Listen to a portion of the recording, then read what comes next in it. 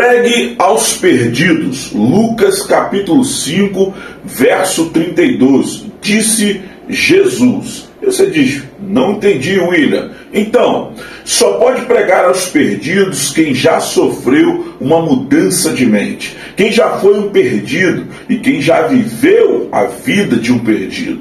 Jesus nos estimula a anunciar aos perdidos uma nova vida, ou seja, ele nos manda pregar a metanoia às pessoas. Mateus capítulo 4, verso 17, Jesus disse, arrependei-vos, porque perto está o reino dos céus. Arrependei-vos aqui é metanoia, ou seja, mudem de mente, isto é, arrepender-se. Preguem para as pessoas, para que elas mudem a sua mente para o melhor. Ou seja, ele deixou claro qual era a nossa missão: pregar, anunciar aos seus discípulos, assim como ele anunciou a Paulo, a mulher do fluxo de sangue, ao cego, ao centurião e a tantos outros. Jesus sempre pregou ao homem o arrependimento. Por quê? Porque só através do arrependimento o homem conseguirá mudar o quê? A sua mente para melhor. Corrigir o seu coração e avaliar os seus erros passados. E não fica por aí. Em Mateus capítulo 3, verso 8, ele continuou e disse,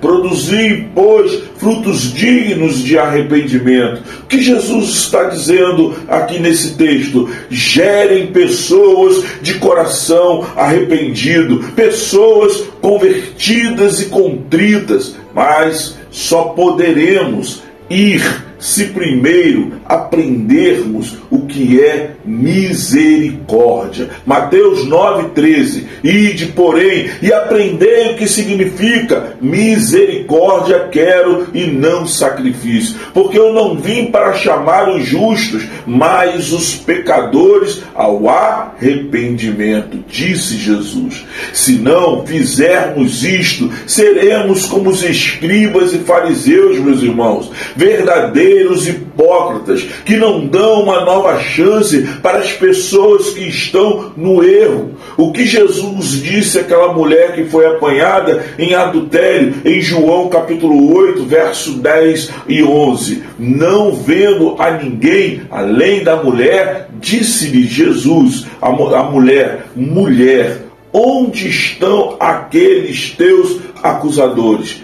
Ninguém te condenou? E disse ela, ninguém, Senhor. E disse-lhe Jesus, nem eu também te condeno. Vai e não peques mais. Se não pregarmos o arrependimento, seremos como os hipócritas que fazem jejum, mostrando para todos os que estavam fazendo, para dizerem que eram melhores do que o povo, contrariando o que Jesus ensinou em Mateus capítulo 6, verso 16. Quando vocês jejuarem, não fiquem com uma aparência triste como os hipócritas, porque desfiguram o rosto e a fim de parecer aos outros que estão jejuando. Aqui entendemos o que Dietrich Bonhoeffer pregou em seu livro Discipulado, quando disse: a graça barata é a pregação do perdão sem arrependimento, é o batismo sem a disciplina, é a ceia do Senhor sem a confissão dos pecados, é a absolvição sem confissão pessoal. A graça barata é sem discipulado, sem a cruz, e sem Jesus Cristo vivo e encarnado. Isso era o que os escribas e fariseus pregavam. Mas o que Jesus espera dos casais e das famílias? Ele espera que vocês sejam diferentes. E você me pergunta, como? Vendo o erro do outro e estendendo a mão para ajudar, e não o dedo para condenar.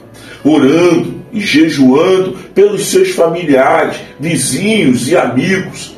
Deus quer que os casais e as famílias que já sofreram uma metanoia, que preguem a graça preciosa, que é o Evangelho que todos devem procurar sempre e de novo, o dom pelo qual se tem que orar, a porta que se tem que bater. Agora, por que Dietrich Bonhoeffer disse que a graça é preciosa?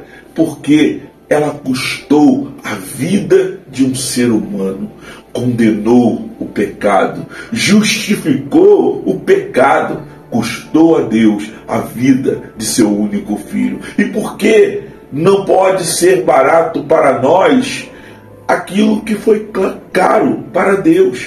Entende? Nós só temos vida por causa dele.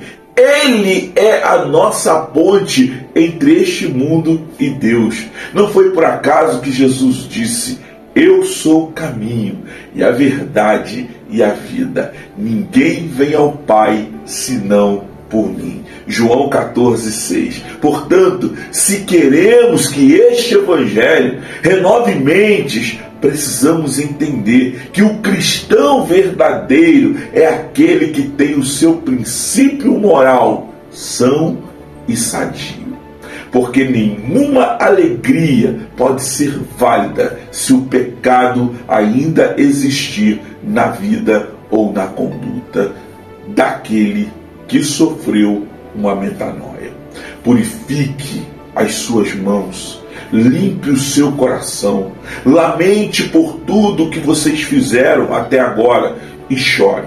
Mas no final, lembre-se de que Jesus te deu a chance de você converter o seu pranto em riso e a sua tristeza em alegria. Tiago 4, 8, 9. 12, em seu livro Profecias, disse: o que precisamos urgentemente nesses dias é de um grupo de cristãos que estejam preparados a confiar totalmente em Deus, tanto agora como no último dia. Seria uma tragédia, de fato, chegar ao lugar onde não outra coisa senão Deus e lá descobrir que não confiamos realmente nele durante toda a nossa passagem aqui na terra. Seria melhor convidar Deus agora para pôr fim a toda a confiança falsa, já que o tempo está passando diante de nós muito rápido. Pregue aos perdidos a mudança de mente, não se esquecendo de que você é fruto dessa graça e desse amor. Para não nos exaltarmos, Paulo nos lembra em Romanos capítulo 3, 23, que todos pecaram e estão afastados da gloriosa ou da glória de Deus. Quem pecou? Todos. E qual foi a consequência dos nossos pecados?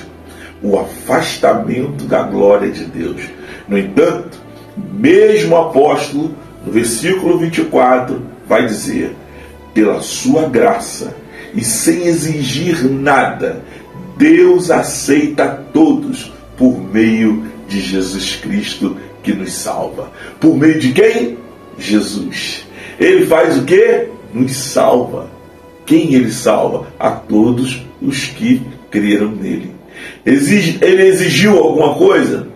Não, nada. Tudo foi de graça. Foi de graça? Foi não, querido. Dietrich Bonhoeffer disse o quê? Lembra?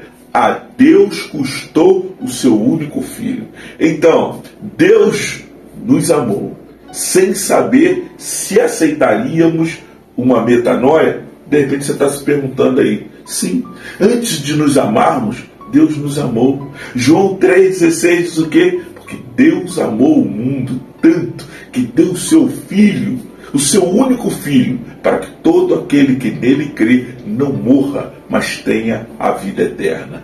Rapaz, esse amor é louco demais. Sabia? Por isso muitas vezes o homem não entende. O amor de Deus está além dos nossos pensamentos. Nós que acreditamos somos chamados de pequenos cristos. Por quê? Nós agimos e tentamos viver como ele. Quando Paulo se converte, os cristãos ficam com medo. E aí Paulo se retira e fica 3 anos fora estudando. Quando ele volta, ele começa a pregar. Logo todos veem que ele realmente tinha se tornado em um quê? Pequeno Cristo. Pois suas atitudes mostravam isto. E você? Quem é você no reino de Deus? Um pequeno Cristo? Seus amigos, colegas, parentes e irmãos te veem como um pequeno Cristo? Que Deus nos ajude a sermos pequenos Cristos, que deem bons frutos de arrependimento. Que Deus te abençoe. Graça e paz.